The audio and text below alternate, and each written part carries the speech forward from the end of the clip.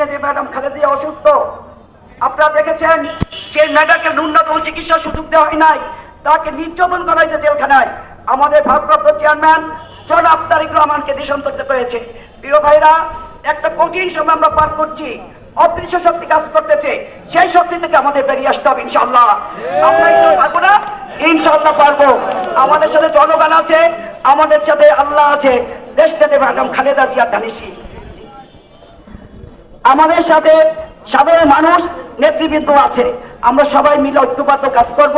আবারও বলতে চাই, হানাহানি, মারামারি, বিদ্বেষ, প্রতিহিংসা বলে দিয়া দলের সাথে কাজ করুন। খালেদা জিয়ার হাতকে শক্তিশালী করুন। আমাদের ভারপ্রাপ্ত চেয়ারম্যান তারেক রহমানের হাতকে শক্তিশালী করে আমরা এই বিজয় অর্জন করবো ইনশাআল্লাহ। আপনারা সবাই ভালো থাকবেন।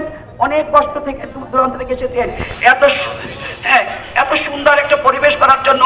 মান্না রানা এবং সন্মান জায়গায় এখানে আছে আমাদের মুরব্বী, আমাদের অভিভাবক, আমাদের গার্ডিয়ান মোস্তফা কামাল মন্টু। এখন আমাদের গার্ডিয়ান বলতে মোস্তফা কামাল মন্টুই ইনশাআল্লাহ আছে, তার সাথে